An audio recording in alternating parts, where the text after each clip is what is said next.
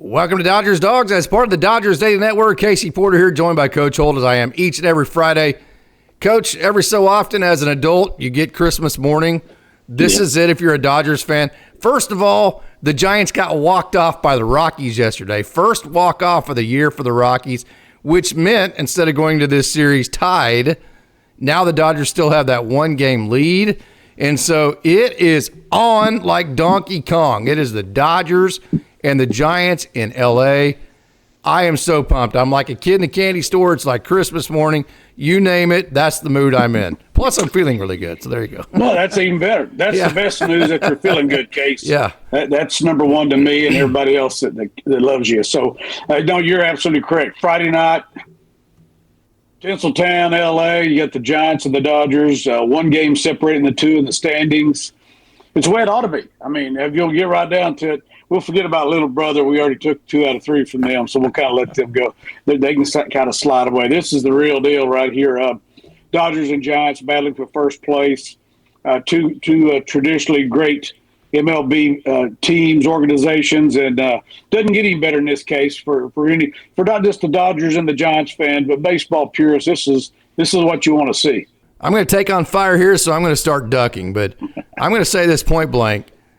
I like it when the Giants are good. I like it when the Padres are good because it makes for series like this that I'm so pumped up for. It makes it feel better when you do beat them. And then also I think iron sharpens iron. The Dodgers are better than both the Giants and Padres, period, end of discussion.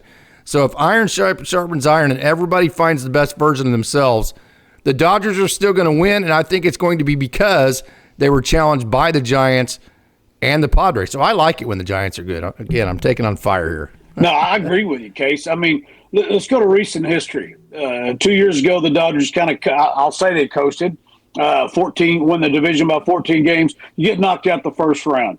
Freaking die. You got nothing to show for it. A great year, doesn't matter. Turn your stuff in, get out of here. That in the professional ranks, that's not good enough, especially for the Los Angeles Dodgers.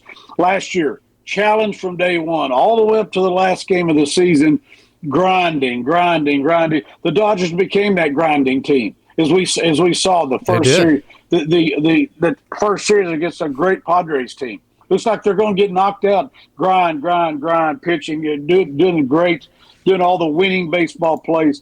It's exactly what you said. Iron sharpens iron, Case. The Dodgers won the World Series last year because they were prepared for that grinding. They were prepared for those tough games. There wasn't anything easy last year. As we've always said, we both said it as coaches, if it's worth having it, it's worth working for it. It shouldn't be easy. I saw a clip the other day during the NBA playoffs. Greg Popovich, one of the greatest coaches of all time in his sport, he goes, it's supposed to be hard. It's the finals. Yes. I mean, that says it all right there. There ain't nothing easy about any of this crap. And here we are in the middle of June. There's nothing easy going on tonight. You're facing a great team, great manager, great pitcher. And that's the way it ought to be. I'm getting chills thinking about it. Let's go, man. Let's play. Let's freaking go, man. I am so excited. I hear a little bit of justification of the Thunder being down 1-2 in that final series with the, hey, it's supposed to be hard type of stuff, right? You trying to trick yourself into thinking everything's okay there, right? I was ticked off. Of course, the Dodgers fans don't want to hear this, but I was ticked off before the series ever started. Oh, yeah. Hey, the Thunder's big favorites. I said, bull crap. Have you watched the Pacers play? Absolutely. Those guys are freaking good. They got a great pros coach. Too. They got great players. They got a great coach. Get out of here with that big favorites. I still think the Thunder's the best team. Doesn't mean anything. They may get beat. The Pacers are really good, really great coach. They can shoot. I don't know if the Thunder can beat them or not, but I'm pulling for the Thunder. But get away from that, big favorites. That pissed me off, and it still does to this day. There's no big favorites to anything. They might win the next 3 games by one point, so that'll be okay too.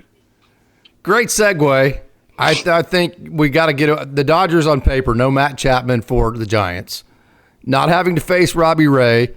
You have a rookie that just got called up from Sacramento going on Sunday. Mm-hmm. Tonight's matchup is epic. Logan Webb versus Yoshinobu Yamamoto. Tomorrow, Clayton Kershaw, Saturday night in the big town. I mean, Hall of Famer. I think when you look at the Dodgers offense, which is the best offense in baseball, period, the Giants offense, which quite frankly isn't very good. It's been good enough to keep them afloat, that kind of thing. They've won with bullpen pitching and just kind of timely hitting. Enough offense. Young Hugh Lee is a is a good young dynamic player. Elliot Ramos has been a good player for them. But when you look at this, just not having to face Ray, no Chapman in the lineup for the Giants. The matchups are good for the Dodgers.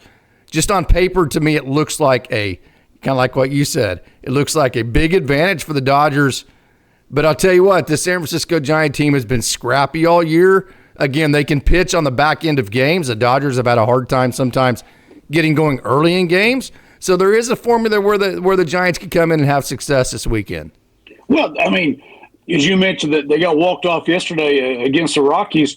Prior to that, they'd won 7 in a row. The Giants have won 7 in a row. And the interesting thing I found out about that, the first 6 of those by 1 run. They've got 17 one-run wins, Case, leads the major league. So we talk about grinding. These cats know how to grind. You do that when you're limited pitching. Me and you played on, I coached a team that you played on that won with pitching and defense. We didn't hit great.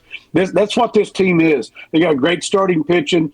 Yeah, outstanding starting pitching and the best bullpen in the big leagues if you look at the numbers. So there's no secret why the Giants win, and they know how to win those one-run games, dude. 17 already lead the big. So yes, on paper it looks good for the Dodgers, the matchups on the mound, but when the Giants are rolling those pitchers out there against the best offense, arguably, here we go, the best offense against the best pitching staff. How about that? Yeah, this makes it even certainly better. The best bullpen. The best bullpen, no doubt. As a staff from starters in, outstanding. But the bullpen is right now, the numbers prove it out, the best bullpen in the Major League Baseball. So here's to back up what you're saying about their pitching. The Giants pitching second in ERA in the major leagues, 3.14 ERA. Again, a lot of that is Robbie Ray. You're not going to have to see him this weekend. And again, you are facing a rookie on Sunday. So a lot of these numbers maybe don't have transitive properties in terms of how they'll work out this weekend. But this does go to say, hey, even no matter what happens this weekend, the kind of question is this a team that, with all those one-run wins, is it smoke and mirrors, or is this a team that's going to hang around? I think, pitching to the back end of games, timely hitting, that's not luck. That's just being good in the bullpen. So second ERA in the major leagues, 3.14. 10th in whip, 122. 10th in average against, 232. Starters, here's the deal, okay? Here's why the Giants can beat, and Austin Brubaker brought this up yesterday. Here's why the Giants could be kryptonite for the Dodgers. So we know the bullpen's elite for the Giants, right, Coach? Right. But how about the starters? The starters for the Giants have given up the second fewest home runs of any team in the major leagues. And we know when the Dodgers aren't walking and when they're not hitting home runs, they don't win games. So the Giants, in a lot of ways, have the kryptonite from their starting pitching, certainly with their bullpen, to give the Dodgers a lot of problems. Well, 2 things, as you mentioned there. Yeah, okay. Not giving up the home runs, starters and relievers, not giving up the home runs. That could be a big problem for the Dodgers because they do have those boppers. And what you mentioned about the staying power of the Giants. We used to always say, you said it, I've said, every coach that ever lives, the defense travels. Okay, well, pitching every travels. Day. Every day you got defense. In basketball, sometimes you don't go in the freaking hole. It's not going to look good, but if you play good defense, you always got a chance of winning. Same way in football. It don't matter where we go play. I'm sure if I got an elite defense, it's going to be on the damn field with me. Whatever it doesn't matter. You get the major league umpires. They're going to do what they do. No advantage there. They're going to miss pitches whether you're on whatever. But defense travels, and in this case, in my personal opinion, pitching travels too. So no doubt, the Giants are going to be formidable. They're not. I can't see them going away unless they, heaven forbid, got into a situation like the Dodgers do. They got a rash of injuries, to their pitching staff. I know Verlander's out. He hasn't been great for them, but I know he's on the IL for a while. Unless something like that happened to them, that they're going to be around. I can't see them. Pitching is not going to disappear unless there's injuries involved. You wouldn't think. Although their bullpen, as Jay mentioned in the comments, their bullpen's not like, they don't throw it like 118 miles an hour and then just blow you away. What they do is they get out. So there's an old saying that you taught me in this game, Coach. Get a lead and then use your bullpen, your reliever guys. You'd always tell your relievers, make it boring. Don't do anything that's going to get the other team excited. Just go out there and get outs, make it boring. Get a lead, make it boring. That is the formula for the Giants. Let sleeping dogs lie. A lot of people say, Case, same thing. You got somebody down. Yeah, our mentality is want to keep stomping a mud hole, where. Keep the foot on the neck, however you want to phrase it. Yes. But keep your stinking mouth shut while you're doing it. Just make it boring. Pitch, play defense, hit, move runners. Next thing you know, it's the ninth inning. Yeah, what we used to say on the high school level, don't start running your mouth and giving them more of a reason to want to beat your ass, because they will find a reason. So, you're right. You want to make it boring, get your lead, pitch. The best teams in baseball, that's how they win. There's some teams that a lot of flash. Little brother's got a lot of flash. They got some players a lot of flash, but when it comes down to it, boring pitching, defense, winning baseball plays, moving runners, that's how you win baseball. And that hadn't changed. That's why old farts like me, even though I don't really want to go out and coach again, I can go coach again because the basis of winning baseball has not changed. That's why Bobby Cox coached till he's 100 years old and chewed umpires ass out every day. Love that guy, even though I wasn't a big Braves fan. And all these guys in their 60s, 70s. Because the main premise of baseball doesn't change. Yeah, no doubt. So how good has the Giants bullpen been? How about the Giants bullpen leads the major leagues in ERA? They lead the major leagues in WHIP, that's walks and hits per inning. They lead the major leagues in average against, and their bullpen has given up the fewest amount of home runs of any team in major leagues. So if your formula for the Dodgers is start slow and try to come up with a big inning like we've seen, I don't know how many times this year, maybe hit a big home run in the seventh like we saw the other day. That's not the formula to beat the Giants. So, hey, I'm going over all these issues of how this what I'm trying to warn is even if the Dodgers, say, sweep this series because the matchups, like if Yamamoto beats Webb tonight, Kershaw's on his game Saturday night, you rough up a rookie on Sunday. Even if that happens and the Dodgers walk out with a 4-game lead, what I'm trying to explain to Dodgers fans is this is a Giants team that has staying power no matter what happens this weekend. Would you agree with that? Totally agreed, Case. That's what you just mentioned, what we talked about with pitching. You got a stable manager. Bob Melvin is a great baseball man, great manager. He's been doing this for a long time. He understands the game, understands what it takes. He's not that guy to fly off the he'll fly off the handle like everybody else does when they have to. But I mean, he's a steady baseball man. They have the staying power. I'm like you. I think I told you it's the last show. By birthright, we're supposed to hate the Giants. Always had a tough time hating the Giants. Now, they've had their players kind of like the Padres now. The Padres got 2 guys I really don't care for much. The rest of the team's okay, and they're including their manager. But in the past, same way with the Giants. If you're a baseball guy, you love Bruce Bochy. Sets over, looks like he's 100%. asleep half the time, but all he's doing is kicking your ass and winning world titles, in a quiet way. Again, reminds me of Joe Torre. Yes. We're all talking about what? Former catchers, Joe Torre, Bob Melvin, Bruce Bochy, Tony La Russa, I think was a catcher in his place. All those guys, catchers understand the game, as we all know that they've kind of they handle every pitch of every game. So they've got to understand the whole thing about the game. So that's how these managers carry over. But not getting off on that track there, but the Giants have that. I'm excited about it because supposed to hate the Giants. I have a tough time doing it. I'm like you. I'm glad they got a good team. And another thing, our division is crazy. We're 1-run lead there, 2 of the Padres. Don't forget about the Diamondbacks. They're only 6.5 back, and I think they've right, Coach. I think they've gone 7-3 in their last 10 too. We saw them get really hot a couple years ago. 6.5 isn't a whole lot for a team like that. They're not bad either. I can see both the wild cards coming out of this division. They probably should. The way things are going, hopefully it's not us. But anyway, the Giants are. It's exciting. It's an exciting time for Dodgers and Giants fans to go at it.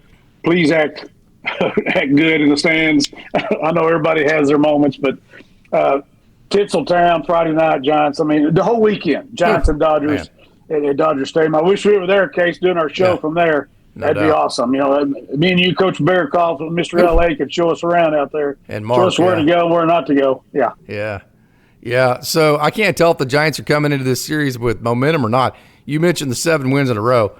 How about this in Colorado? Monday they went into the 9th inning down 5-2, and they put up a 4 spot and won 6-5. Huge win for the Giants there, obviously, flipped the scoreboard. Tuesday they were down 6-3 heading into the 8th inning and scored 4 in the 8th and 3 in the 9th to win 10-7.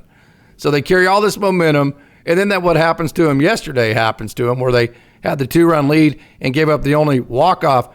So not only was it a 7-game win streak, I know all that, but just seeing how this Rockies series went down for them, I can't tell if they actually are coming into Dodger Stadium like feeling good about things with a lot of momentum or not based on yesterday. But as you mentioned, if you look at that, they weren't that far away from getting swept. If you want to go back and look at it, I know there's more to it than that. Case of talking about the team I coach that you were on. Even though it's a smaller version of the game, it's still baseball. When we got in the playoffs, I don't have the numbers in front of me, but we went from playing all those 7-inning games during the regular season to 9-inning games. And Gary Ward always told me those 2 extra innings make a world of difference. They do. And I wish I had the numbers in front of me, Case, but we got the playoffs. We won, I think, 6 or 7 games in a row in the 8th and 9th inning. Yeah. By being behind, coming back, standing there, pitching defense, not hurting yourself, and when you got an opportunity, you won the game. That's what you're seeing out of the Giants team. Now, of course, they play 9 every day, but I'm just saying they know how to win. First of all, it's the Rockies. The Rockies are terrible. Can't believe they almost lost the Rockies. Give me a break. It's Major League Baseball. I know their record. It's going to be probably the worst in the history of baseball, but they still have some Major League players. And they do. And they were ahead. They got ahead for a reason because they had Major League players. There's the reason they got ahead. So, but the Giants have already – I know it's still, quote-unquote, early. It really is, but these cats know how to win close games, they do. And they've got the formula for it. Yes. Offense, I love this. Their offense is just okay, just good enough, if you want to say. Yeah. They're going to win with pitching, and I haven't looked at their defensive numbers. Obviously, they're probably not too bad, or they wouldn't have the record they're having. So, defense and pitching is what's keeping them there, and they're not going away. I mean, I'll be like I said, Case. There's things that nobody has control over. Bob Melvin don't. The injuries, that sort of thing, that would not be his fault. So, we'll see what happens. It's just such a cool dynamic because all the things that the Giants are good at, on the flip side of that, like not giving up home runs, like pitching on the back end, are also the things the Dodgers are good at on the other side. So it's like strength versus strength. I think really it comes down to this is too simplified, but if the Dodgers hit, if the Dodgers hit like their best offense in baseball, the Giants will not be able to keep up with the Dodgers if they hit it all. This is going to have to be low scoring. Of course, I said best laid plans. You say it all the time. Every time you predict something in baseball, it never works out. But just looking at it, if the Dodgers hit, they win. End of discussion. The Giants can't keep up. Elliot Ramos is the only player for the Giants in the top 25 in Major League in batting average. Young-Hoo Lee is 49th in batting average. He's the next good, young, dynamic player. It does kind of remind you, of some of those young, dynamic players we see with the Dodgers. Wilmer Flores is next at 259. They have no one in the top 25 in home runs. Chapman's tied for 35th in home runs. He's not even playing this weekend. He's on the 10-day with a sprained IL. Flores and Ramos both have 11 home runs. They're the top home run hitters. And Flores is the best RBI producer at 51, which is the 8th most in Major League Baseball. So to oversimplify things, if the Dodgers offense shows up and plays the way the best offense in baseball should, regardless of Logan Webb pitching, whatever it may be, the Giants will not be able to keep up. No, if it gets into a shootout, and just mentioned we see this in every sport. If it gets into a shootout, Dodgers going to roll. Yes. And if the closer it is, the tighter it is, you might even give the advantage to the Giants based off their recent history of winning all the one-run games, having the outstanding bullpen. So it's just a matter of who's imposed their will. We used to say in basketball, even in football. We just play the way we play. Okay, that's great.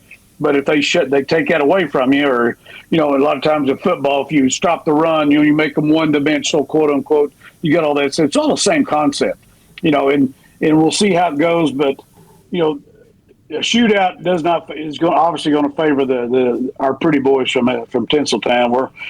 That's right down our alley if we want to get into the slugfest. But so it's just going to be who can impose their will, I guess, and to make it simple. But that is a simple thing. Here's another guy we hadn't even thought of. Don't they have Willie Adames? Yeah. It's a guy we really want. It's been a great offensive player his entire career. He's struggling big time. I know we hadn't even talked about him. A lot of swing and miss. Yeah, a lot of swing and miss. But that cat's been a good offensive player his entire career. You got to see, if that guy gets hot, And when they get he's Chapman dangerous. back, when that guy gets hot, if he comes and hits the way he's capable of, just what he's normally done, and get Chapman back, that offense can get a lot better. Then they're even more dangerous because, again, pitching isn't going away barring injury. Yeah. Willie Adames, a young man that the Dodgers fans really wanted.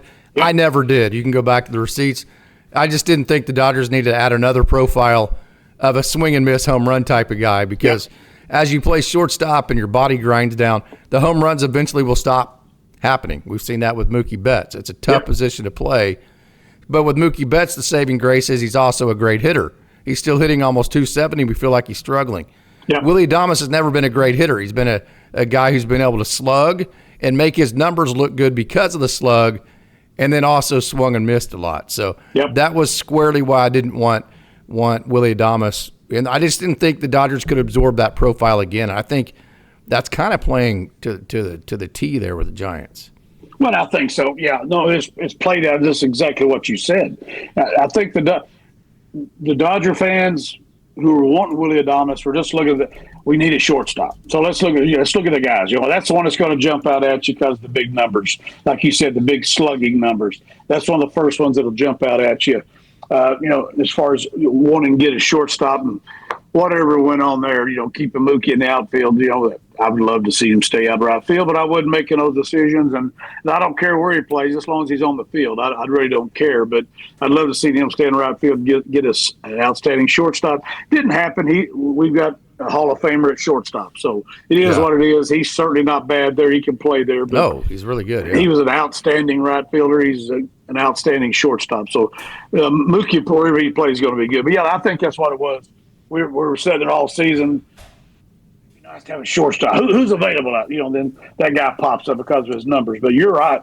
It's a slug deal. And with the Giants, it hadn't been much slug. It's been a big-time struggle for him. And their offense, I'll be real honest with you, they put a lot into his numbers coming in there. So that's probably part of the reason they're struggling. Yeah. Chapman's always been a good hitter. Yeah. Matt Chapman is a big-time major league hitter. He's been a good hitter and run producer for them. And, and Wilmer Flores is a solid. I mean, they've got some solid major league hitters, proven major league Ramos hitters. Ramos is good. Ramos has been really good for them. So, it's an exciting time to be a Giant fan, to be real honest with you, because they really made some good moves for them, and they're steady with their manager. And I don't know about their front office. I'm assuming it's pretty good. Like the Dodgers is outstanding. So let me go on record there. Yes, Dodgers got the best front office in baseball, and I'm not just saying it because I'm a fan. I think the proof's in the pudding there. But the Giants have always been solid. So I'm assuming from ownership on down, that's a solid organization. If they have a bad year, they don't go away for very long. It's no, they don't. That's right. They used to win the series. It seemed like every other year they were winning the series. Yeah, with Bochy was there. Even years, I think it was. Yeah, it was like even years. Bruce Bochy was getting a ring, hoisting the trophy. So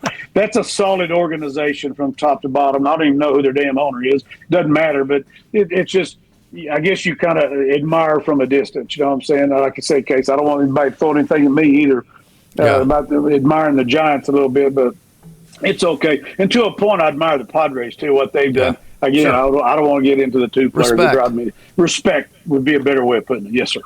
Yeah. 78 strikeouts for Willie Adames in 255 at-bats this year. 204 average, OPS, only 627. Ouch. No thank you. Now, having said that, very talented. That could all change starting this weekend. He is that type of dangerous player. Hey, let's get into some of the matchups. Tonight is going to be epic. I mean, I hate to waste my life away and wish my life away, but I wish it was like 12 hours from there, however long it is, and getting this thing teed up. Logan Webb, one of the best pitchers in baseball, versus Yoshinobu Yamamoto, who has been even slightly better than Logan Webb. Logan Webb, 2.58 ERA, 15th best in the major leagues. Yamamoto, 2.20 ERA. And so, hey, Logan Webb is awesome. I'm going to boil it down to this. He throws a lot of sinkers. He gets a lot of ground balls. And then he gets a lot of chase on his curveball. He throws the sweeper just to kind of get back to everything, right? Obviously, you can't chase a sweeper, but he's going to steal some strikes with a sweeper, get a little bit of chase. But here's the bottom line to me with Logan Webb. You got to see the sinker up in the zone. So if the sinker starts maybe below your belt, you got to lay off of it. I mean, certainly if it starts much around the knees, you got to lay off of it. Right. He's trying to get you to hit the top of the ball and hit a ground ball. You got to lay off the changeup. Just spit on the changeup, see the sinker up. I think it's that simplified to have the most amount of success you possibly can have against Logan Webb. I think it's stats that you shared with me, Case, and look at, again, Logan Webb. I've always admired him as one of the best major league pitchers. It has been for a few years here, but, the numbers of him, his sinker is obviously his best pitch. Was it 28% or something, 30, whatever you had? 34%. Yeah. He's very unpredictable. So you don't know. We talk about pitching backwards. This guy isn't only pitching backwards. You don't know what the hell he's going to throw you. No, right. And it's a quality pitch usually. You really got to study that guy. And there's no spin to pick up either, really. No. That's why he's been so good is that his unpredictability. Any count, he can throw you any pitch. That as a hitter, that drives you nuts. You can't pick up a pattern on him. Or getting out of 2-0, I'm gonna get or 2-1. I'm probably gonna get. You have no clue there. His sinker's his best pitch, but he's got a bunch of other pitch in his tool bag tool belt that he can throw at you. So that's why he's been so effective. That's why he's so tough. And then, yes, you're right. This is a great pitching matchup tonight. Yamamoto against Webb, and this is the way it should be. No doubt about it. So Saturday, you've got Clayton Kershaw versus Landon Raup. Landon Raup, 3.29 ERA, 4 his whip is 136, which isn't great. Average against 257, that's not great. 24 walks and 68.1 innings, 63 strikes. I can see the Dodgers grinding him down. Really grinding Landon Raup down. Then on Sunday, you have the rookie for the Giants and Kyle Harrison going for them. Just got called up from Sacramento last week, 4.56 ERA. This feels like, if you're the Giants, tonight's the must win. You have to win your because, man, if you lose, if Logan Webb loses, you could easily see Raup going out there tomorrow. Clayton Kershaw being on top of his game, Dodgers winning that. Then you could see the Dodgers really just getting, of course, best laid plans, but you could see the rookie trying to be the stopper on Sunday. Good luck, young man, at Dodger Stadium. You could see that scenario. So tonight feels like a much bigger game for the Giants than it is the Dodgers. Yeah, no doubt about it. Again, a good thing we're not going to see Robbie Ray. I think he's 8-1, yes. So he's been outstanding for the Giants. We won't see him during this series, but tonight is their best on paper. Again, we're talking about they're throwing Logan Webb. This is the one has to be a must-win for them because they know they've probably got a chance of struggling. Kershaw just got his first win of the day, but he's pitched competitively every game he's pitched. Not dominating by any stretch. He's not the Clayton Kershaw of old, but solid. The guy's a 37-year-old that understands everything about pitching. He's due to trial and error in his career. So that's what makes him so effective even at his age, knowing what he's capable of and doing what he's capable of doing. And that's why he's been, if you look at the numbers, like, okay, well, that's good. But he gives you a chance to win every game he's thrown so far, and that's what you want, especially when you got the best offense in baseball. It just hadn't worked out the few games before the other day at St. Louis that did. So that's a great matchup for the Dodgers. And Dustin May, we hope he comes out with a great one. And, you just hope that it don't get, squared up there about, one of the Dodgers guys. Throw strikes. Yeah, one of the Dodgers guys having a bad day. But, again, the Giants offense isn't going to scare you. Just don't walk people and make mistakes there, and you should be fine. So my kind of last point here on this series, this just feels like Yamamoto needs to go like 7 innings, and the Dodgers need to use the minimal amount. Of course, you got to – Dave needs to manage this like it's a playoff series. There needs to be a sense of urgency like it's a playoffs. No big picture whatsoever unless like you have a 10-run lead, or you get down 10 runs. Right. This needs to be managed like it's a playoff series. So having said that, this feels like tonight Yamamoto needs to get deep. And the reason why I say that, use the minimal amount of bullpen that you possibly can. That way, if you go into Saturday – and you can tell Clayton Kershaw, Clayton, we need 3 of the best innings you can give us. Clayton, we need 4 of the best innings you can give us. Clayton, maybe 5 of the best innings you can give us. Whatever it may be, go out and max out. Just don't give up runs. I don't care how efficient you are, just don't give up runs. We have a loaded bullpen behind you. We got the A-team bullpen behind you. I think Yamamoto going deep to set up tomorrow, I think that's really the key to getting a sweep this weekend. No doubt about it. You got to get some innings there. We already saw heading into this series, thank God for a day off, yesterday, that obviously the Dodgers, had a sacrificial lamb out there the other night, Yes. And that sort of thing, and what they've had to do because of the injuries and the situation in the bullpen and the entire pitching staff as far as that goes. So, yes, and Yamamoto has shown the ability to do that. He needs to give. Yeah, I agree with it. We need him at least to get 7 out of him. I mean, that'd be great to take it easy on the bullpen, set you up for the next 2 days because, at some point the Giants are going to have to. They got to use their leverage arms too. They're right in the middle of it. And they've got great bullpen, but they're going to have to use their guys too. They can't roll in here without using them. So, match up whatever you want there. But yeah, just throw strikes, give yourself a chance of winning. It's the same old simple formula. Yep. I just think with the Giants offense, if Yamamoto's on his game, he could easily go 7, and that would be huge, if not further, for the Dodgers to set up the Saturday game for Clayton Kershaw. Coach, this has been a lot of fun. We don't normally do previews of the team coming up that we're playing, so we had to do some homework. We had to dive into some things. This has been a hell of a lot of fun. Final thoughts, man. Well, I appreciate you. I did some homework. You helped me out, sent me some of your crib notes, and able to look inside. So I feel smarter because I know a lot about the Giants now and what I see. So I have an idea watching the game now because I don't really dig into too many other teams for obvious reasons. I don't either. I don't have time. I don't have time, but it was interesting to sit down and actually look at the Giants and look at everything about them, and I'm impressed with what I see. It is what it is because, like I said, me and you and everybody that's been in baseball has been involved with a team like this. We win because of pitching and defense. It travels, so that's exciting. If you're a Giant fan, you ought to feel good about it. You're sure you'd like to see more runs scored, but like you said at the start of this thing, Case, it doesn't get any better than this. Friday night, La La Land, Giants and Dodgers. It's almost like Marichal and Drysdale on the mound down here, y'all. Back in the old days, baby. Marichal and Drysdale. You're pulling out the A-team stuff today, Coach. That's old school. Now, you're on your A-game, Coach. You got to remember the Drysdale rule. For every one of mine you hit, I hit 2 of yours. So there we go. They don't do that anymore. That's the old school Don Drysdale. Rest his soul, rest in peace, big guy. Great Dodgers. Wow. Looking forward to it. Love the Dodgers. I love you, Case. Glad to hear you're feeling better, and let's go Dodgers. Nothing like a good old-fashioned southwestern Oklahoma. Where are you from? Randolph, Oklahoma. Good old-fashioned Tone Loc, Coach Holt, whatever you want to call him. Pep talk right in front of a huge game, man. Still gets me fired up. I'm 52 years old, man. Let's go. Oh, nice drip, Coach. Nice drip. Bring it on. Let's go. Bring it on. It's on like Donkey Kong, right, Coach? That's right. Let's go Dodgers. All right, love you too, Coach. Hey, we have a great Down the Farm. I haven't even mentioned that. We have like an 18-minute Down the Farm. Great stuff we have the Emmett Sheehan start last night for AAA Oklahoma City. The AA debut from Patrick Copen, another great outing from Christian Zazueta, Alex McCarwich. Great Down the Farm, so stick around for that right here after this break. So, Coach, again, love you one more time. Thank you so much for joining. And, hey, you Dodgers Dogs fans are the best fans out there. You know that, no doubt about it. So let's not waste any more time. Let's get right to it. Let's take a trip down the farm.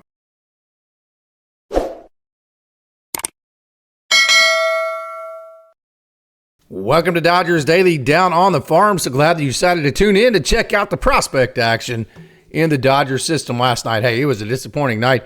Both the Tulsa Drillers and the Oklahoma City Comets got walked off in extra innings. Tulsa was in Springfield. We'll get to some of that action. Oklahoma City was in Albuquerque. That Albuquerque series in Albuquerque is always crazy. But as we always do, we're going to start with Single A Rancho Cucamonga, and who you're seeing right here is the young man the Dodgers got back in the Caleb Ferguson trade. I still just shake my head thinking, what in the world did the Dodgers see? And young man Christian Zazueta that made that trade such a successful transaction for the Dodgers. I mean, who in the world would trade Caleb Ferguson for a guy in Christian Zazueta who had not even pitched in affiliated baseball yet? But here we go. Zazueta is making that trade look like gold, like so many of these trades the Dodgers have that have gone on and transpired over the years that have turned into gold. Last night is the next great outing for Christian Zazueta. 5 innings, 3 hits, no runs, 6 strikeouts, 1 walk. And that 1 walk, the 1 walk he had all night, that's been the key for Zazueta. Him and Sean Pauline-Yan and Nicolas Cruz, these young pitchers that are just so fantastic for the Quakes. They're key. Don't walk people. No free baseball. So that 1 walk for Zazueta came to the second hitter of the game. the second hitter of the game, and then from there on out, walked nobody, gave up no free baseball. He had a little bit of a struggle his last time out, so it was good to see Christian Zazueta get what I call back in the saddle last night, get back on the board, and get him a really nice outing.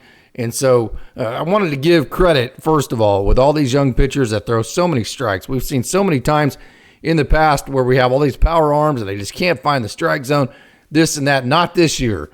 I wanted to give credit to the two pitching coaches from Rancho Cucamonga, Brandon Bailey, Ramon Troncoso. Both of those young men have major league experience. Now, how valuable is it to have major league experience with two pitching coaches at the single A level where they get their hands on these guys first? So those two guys, Brandon Bailey, Ramon Troncoso, they deserve a ton of credit, no doubt about it. The Dodgers are very lucky to have them.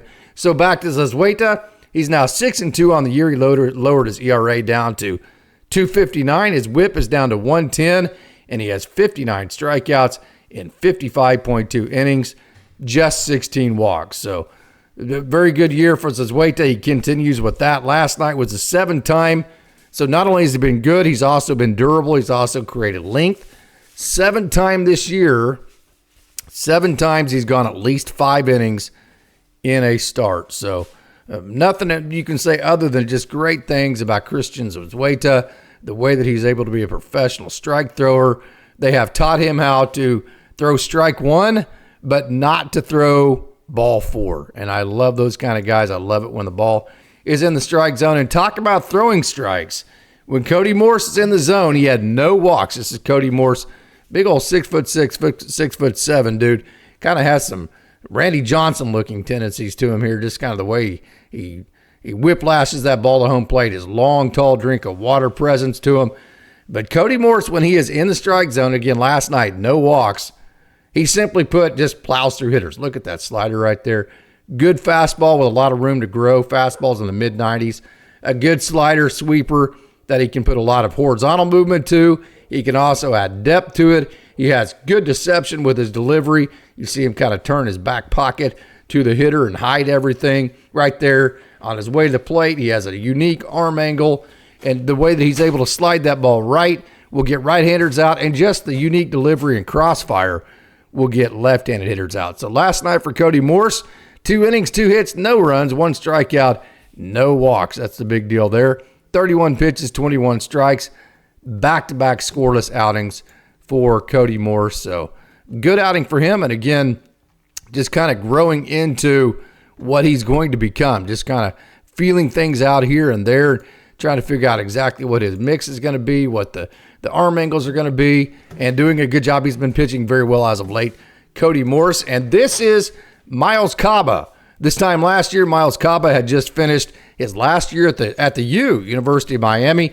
If you watched any of the Super Regional action last night, probably the most exciting, well, maybe probably the Murray State and Duke series was the most exciting. I don't know, but that Miami and Louisville series was absolutely off the charts exciting. Brian Walters, one of the best closers in baseball for Miami. I'll tell you, there's no doubt about that. But if they still had Miles Caba, I think Miami would be in the College World Series right now. Caba, he really splashed onto the scene. He's had a couple of outings get away from him where he gave up five runs in one outing in like 1 inning. He gave up 4 runs in another outing in like an inning and a third, something like that. But beyond that, he's been simply fantastic. He started the year going scoreless in 11 of his first 12 outings.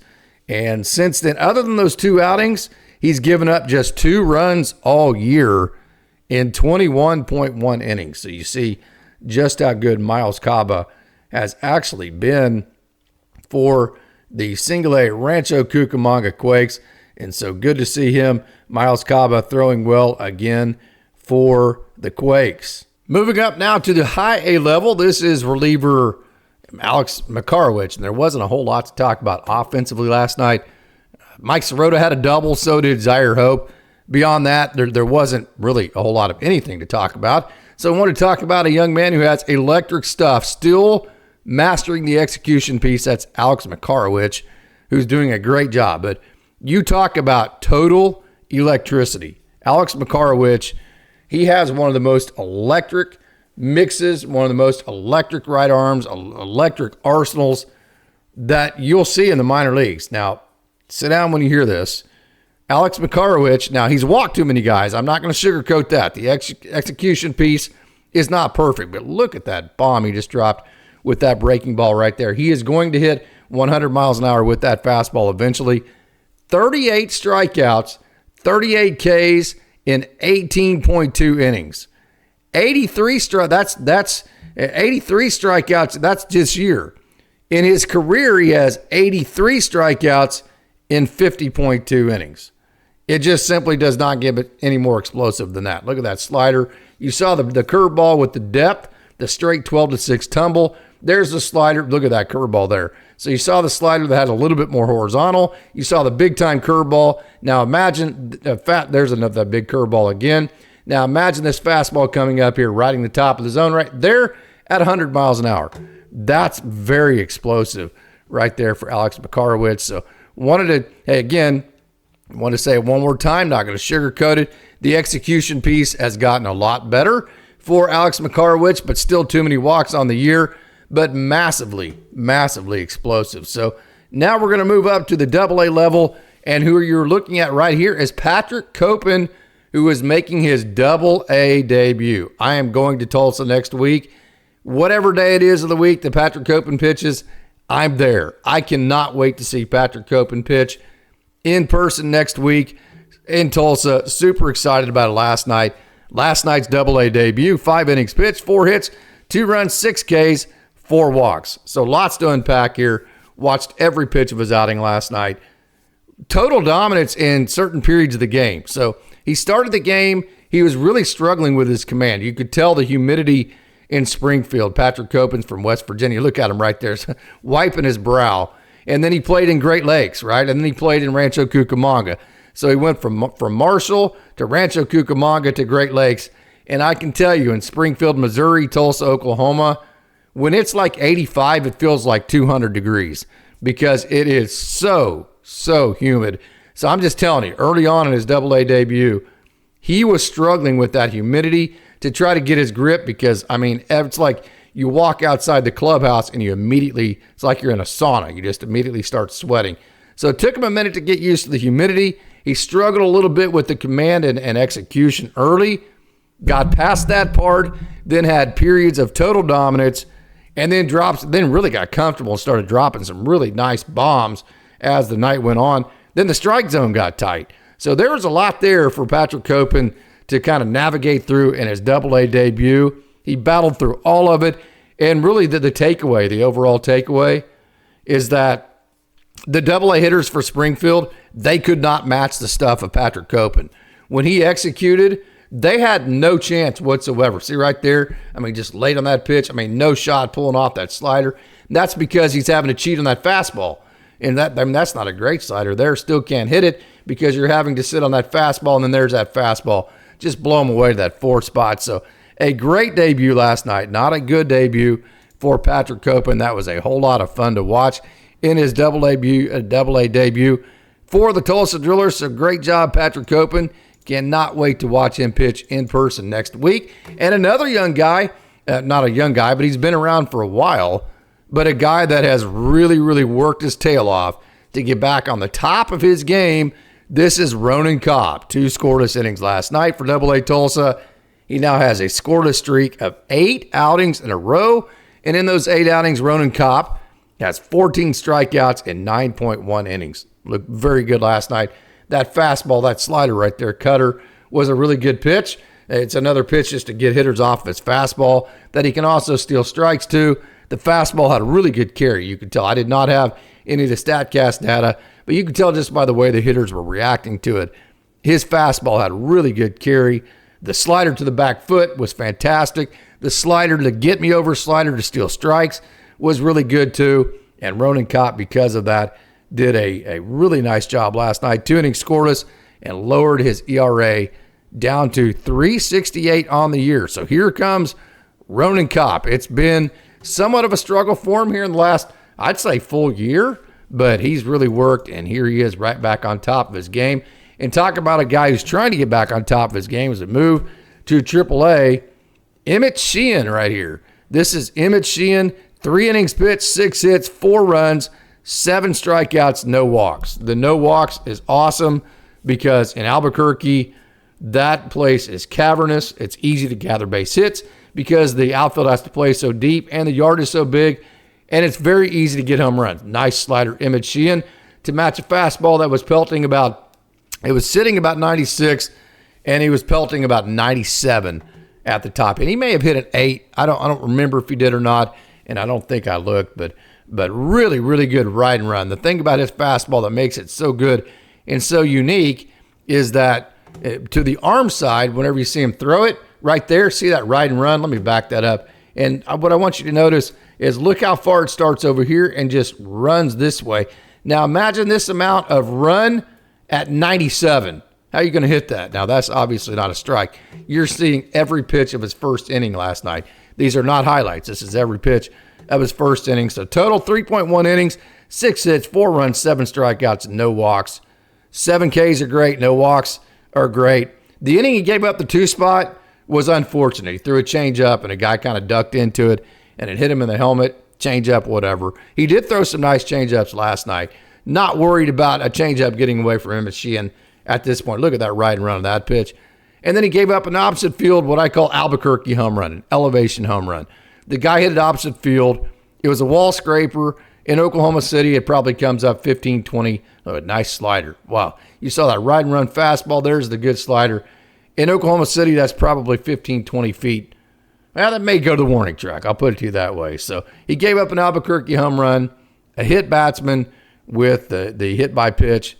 But beyond that was how that worked. And then his last couple of runs that he gave up actually were given up by Sam Carlson after Emmett Sheehan had reached his pitch limit.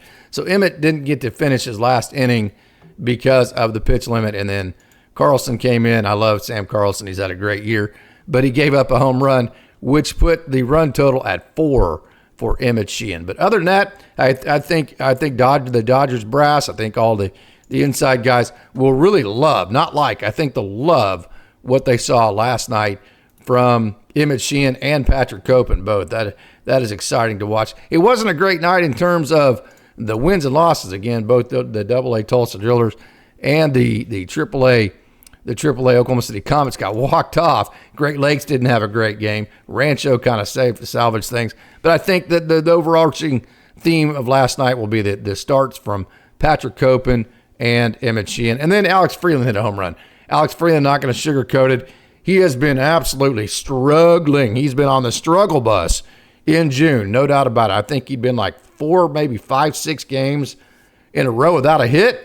Last night, home run. It was nice to see. 391 very happy feet, 103 off the bat. So good to see that Alex Freeland got off the snide there. Maybe that will catapult him into a little patch here to where he can get hot and go from there. And then pitching-wise, we're kind of bouncing back and forth. But that's okay.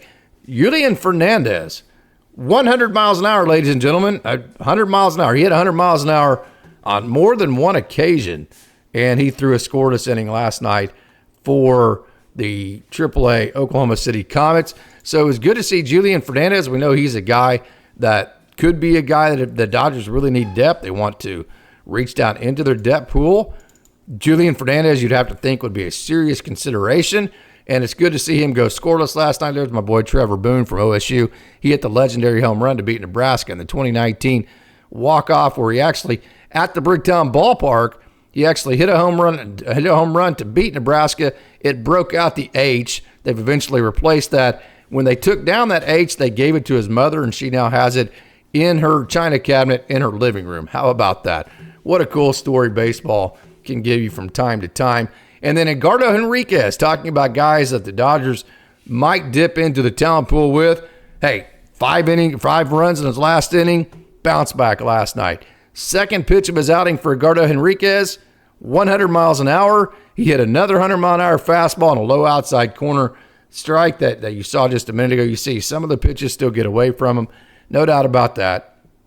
But the right and run fastball was high and tight that he threw last night, 100.9 miles an hour. So he is reaching close to 101. and he started the third hitter with 100.9. So he was consistently over 100. He gave up a soft liner on 101.7, so almost 102, and then jammed the last hitter he saw. So no doubt about it, last night was very impressive for Edgardo Henriquez. The command was good enough, the control was good enough, and the stuff in the zone was unhittable short of maybe a jam shot soft liner here and there. So good to see Edgardo Henriquez have a bounce back outing last night. He definitely needed that, no doubt about it. James Outman also had a couple of hits for the AAA Oklahoma City Comets as well. And so right here, I'm going to show you the home runs right here. Here is the home run early in the game. And then so it's good to see the pull side home run here for James Outman. And then as we go on here, what you're getting ready to see here in just a second, there's James Outman. Opposite field right there. So good to see him pull side power, opposite field gathering hits. Good to see from James Outman. So that's going to do it today for our Dodgers Daily Down the Farm. I want to thank you so much for tuning in. You Dodgers dogs are the absolute best. You know that. Not the biggest crowd in the world, but the absolute best and smartest crowd in baseball. No doubt about that. So until next time, I want to thank everybody for tuning in and remind you it's a great day to be a Dodger.